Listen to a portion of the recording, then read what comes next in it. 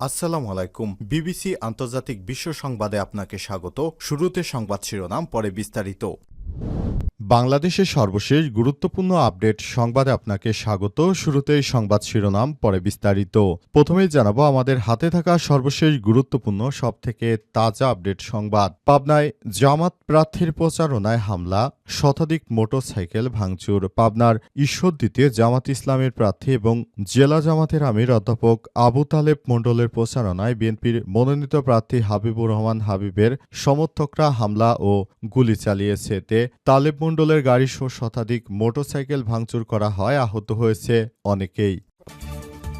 এরপর জানাবো নির্বাচনী কার্যক্রম শুরুর আগেই পদত্যাগের প্রস্তুতি নিচ্ছি বললেন আসিফ মাহমুদ। নীতিগত জায়গা থেকে নির্বাচনী কার্যক্রমে ঢুকে যাওয়ার আগেই পদত্যাগ করা প্রয়োজন, আমি সেভাবেই প্রস্তুতি নিচ্ছি বলে জানিয়েছেন স্থানীয় সরকার, পল্লী উন্নয়ন ও সম্প্রদায় উপদেষ্টা আসিফ মাহমুদ সজীব ভুঁইয়া। আজ সচিবালয় ব্রিফিংয়ে সাংবাদিকদের এক প্রশ্নের জবাবে তিনি এসব কথা বলেছেন।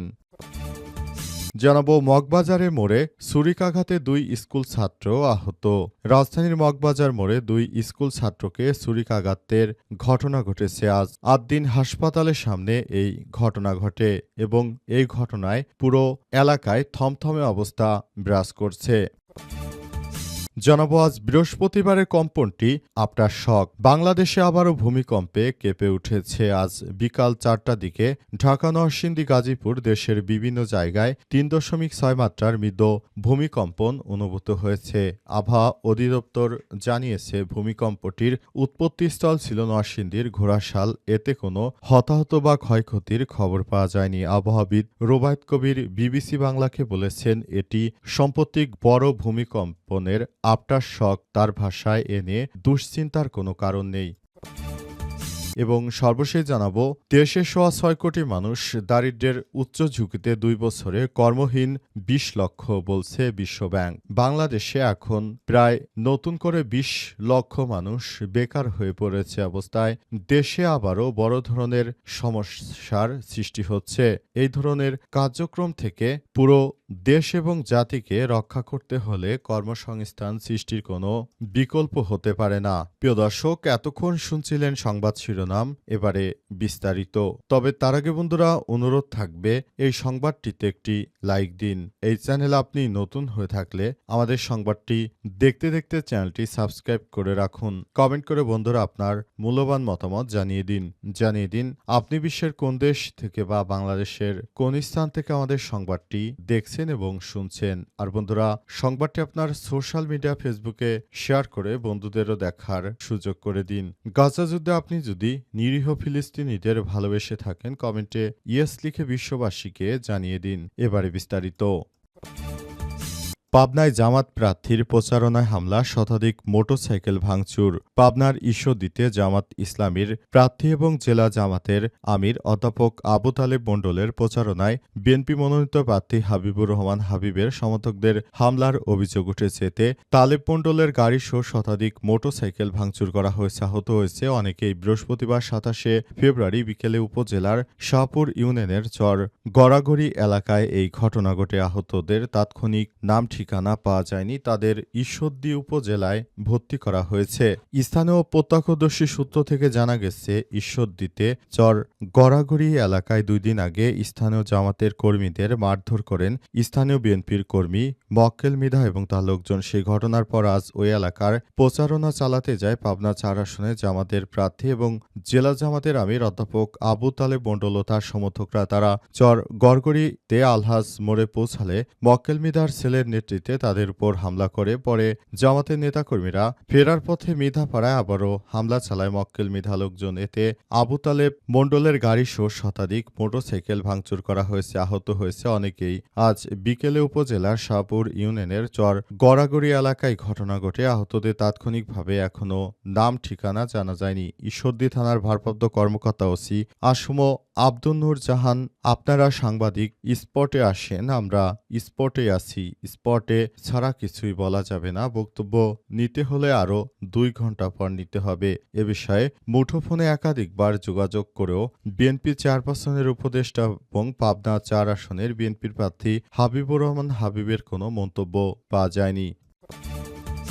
নির্বাচনী কার্যক্রম শুরুর আগেই পদত্যাগের প্রস্তুতি নিচ্ছি বললেন আসিফ মাহমুদ। নীতিগত জায়গা থেকে নির্বাচনের কার্যক্রমে ঢুকে যাওয়ার আগেই পদত্যাগ করা প্রয়োজন, আমি সেভাবেই প্রস্তুতি নিচ্ছি বলে জানিয়েছেন স্থানীয় সরকার, পল্লী উন্নয়ন ও সমবায় উপদেষ্টা আসিফ মাহমুদ সজীব ভুঁইয়া। আজ সচিবালয় ব্রিফিংয়ে সাংবাদিকদের প্রশ্নের জবাবে তিনি এসব কথা বলেন। এ সময় উপদেষ্টা আসিফকে জিজ্ঞেস করা হলে, আপনি নির্বাচনে কোন আসন থেকে প্রার্থিতা করছেন? এই ঘটনায় তাকে বলা হলে এ বিষয়ে তিনি কোনো কিছুই জানাতে পারেননি। বলা হয়ে থাকে তিনি এমনভাবে কার্যক্রম চালাতে চান যাতে করে আগামীতে বাংলাদেশে কেউ এই ধরনের কোনো বিষয় নিয়ে আর ভিন্নভাবে উপস্থাপন করতে না পারে, সেজন্য সেভাবেই প্রস্তুতি নিচ্ছেন উপদেষ্টা আসিফ মাহমুদ সজীব ভুঁইয়া। এর আগে তিনি তার নিজ এলাকা থেকে নির্বাচনে দাঁড়াবেন গুঞ্জন থাকলেও অবশেষে জানা যাচ্ছে তিনি আর নিজের এলাকাতেই থাকবেন না, অর্থাৎ তিনি এখন ঢাকা থেকেই নির্বাচনে অংশগ্রহণের চেষ্টা করছেন। তবে এ বিষয়টি সম্পর্কে এখনও সেভাবে পরিষ্কার করে কোনো বার্তা দেওয়া হয়নি। অনেকেই বলছেন তিনি নাকি ঢাকা থেকে নির্বাচন করবেন, এজন্য তিনি তার ওই আসন থেকে তিনি তার ভোটকে অন্যত্র অর্থাৎ ঢাকায় স্থানান্তর করেছেন।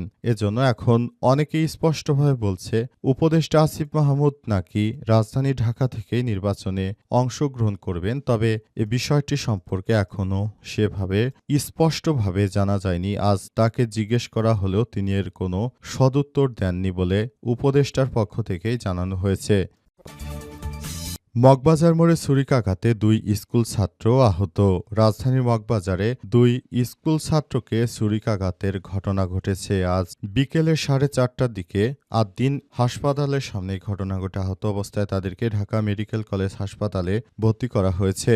আহতদের সহপাঠী তাহমিদুর রহমান অন্তর জানিয়েছেন, আহতরা হলেন BM foundation model school and কলেজের ৭ম শ্রেণীর ছাত্র এম এ রিয়াজুল খায়ের আজিম এবং একই স্কুলে ৯ম শ্রেণীর ছাত্র তাজবীর, বয়স ১৫। আহত সহপাঠী তাহমিদুর রহমান আরও জানান, বুধবার ২৬শে নভেম্বর স্কুলের ভিতরে ১০ম শ্রেণীর ছাত্র আল জায়েদ আমার সঙ্গে মারামারি করে। এতে রাজিম সহ আরও কয়েকজন এগিয়ে আসলে জায়েদ চলে যায়। আজ বিকেলে মগবাজার মোড়ে জায়েদ, শাফিন ও আদিত্য সহ আরও কয়েকজন আমাকে আটক করে বলে, তোর বন্ধু রাজিম ও তাজবীরকে ফোন করে ডেকে নিয়ে আয়। রাজিম ও তাজবীর উপস্থিত হলে সিনিয়র জুনিয়রদের মধ্যে তর্ক শুরু হয়। এক পর্যায়ে জায়েদ রাজিমের পেটে এবং তাজবীরের পায়ে ছুরিকাঘাত করে। মেডিকেল কলেজ হাসপাতালের পুলিশ ক্যাম্পের ইনচার্জ পরিদর্শক মোহাম্মদ ফারুক জানান, রাজিমের অবস্থা গুরুতর, তাকে ঢাকা মেডিকেল কলেজ হাসপাতালে ভর্তি করা হয়েছে। আর তাজবীরের বাম পায়ে আঘাত রয়েছে, তাকে প্রাথমিক চিকিৎসা দিয়ে ছেড়ে দেওয়া হয়েছে। তিনি এখন বাসায় অবস্থান করছেন এবং এই ঘটনায় তিনি অতটা আহত হননি। বৃহস্পতিবারে কম্পনটি আফটার শক। বাংলাদেশ আবারও ভূমিকম্পে কেঁপে উঠেছে। বৃহস্পতিবার ২৭শে নভেম্বর বিকাল ৪:০০টার দিকে ঢাকা, নরসিংদী, গাজীপুর সহ দেশের বিভিন্ন স্থানে ৩.৬ মাত্রার মৃদু ভূমিকম্প অনুভূত হয়েছে। আবহাওয়া অধিদপ্তর জানিয়েছে, ভূমিকম্পটির উৎপত্তিস্থল ছিল নরসিংদীর ঘোড়াশাল। এতে কোনো হতাহত বা ক্ষয়ক্ষতির খবর পাওয়া যায়নি। আবহাওয়াবিদ রুবায়েত কবির বিবিসিকে বলেছেন, এই কম্পনটি সাম্প্রতিক বড় ভূমিকম্পের আফটার শক। এতে দুশ্চিন্তার কোনো কারণ নেই। এর আগে বুধবার ২৬শে নভেম্বর রাত ৩টার দিকে সিলেটেও মৃদু ভূমিকম্প হয়। সম্প্রতির সময় ২ দিনের ব্যবধানে দেশে ৪বার মৃদু থেকে মাঝারি মাত্রার ভূমিকম্প হয়েছে। আজ রাতেও টেকনাফ অর্থাৎ বঙ্গোপসাগরে ভূমিকম্প হয়েছে, সেখানে আতঙ্ক দেখা দেয়। গত শুক্রবার ২১শে নভেম্বর রাজধানী নরসিংদী জেলায় উৎপত্তি হওয়া ৫.৭ মাত্রার ভূমিকম্প সারা দেশ জুড়ে ছড়িয়ে পড়লে সবাই চরম আতঙ্কের মধ্যে পড়ে এবং ভূমিকম্প থেকে বাঁচার জন্য এদিক ওদিক ছুটাছুটি করতে থাকে। এই ঘটনায় প্রায় ১০ জন মানুষ মারা যায়। এছাড়াও প্রায় ৪০০ জন হতাহত হয়েছে ওই ভূমিকম্পে। এর মধ্যে উল্লেখযোগ্য একটি ঘটনা হলো, সেদিন এক মেডিকেল কলেজ হাসপাতালে পড়ুয়া এক শিক্ষার্থী মারা গেছে এবং বাবা ছেলে ভূমিকম্পে মারা যাওয়ার ঘটনাটি সবার অন্তরে দাগ কেটে গেছে। তবে দেশে এই ধরনের ভূমিকম্প মোকাবেলার জন্য অবশ্যই পূর্ব প্রস্তুতি গ্রহণ করতে হবে, তা না হলে দেশের অভ্যন্তরে আবারও নতুন করে এই ধরনের সমস্যা তৈরি হতে পারে এবং এই ধরনের সমস্যা থেকে অবশ্যই বাঁচার জন্য আমাদেরকে সেভাবে কাজ করতে হবে।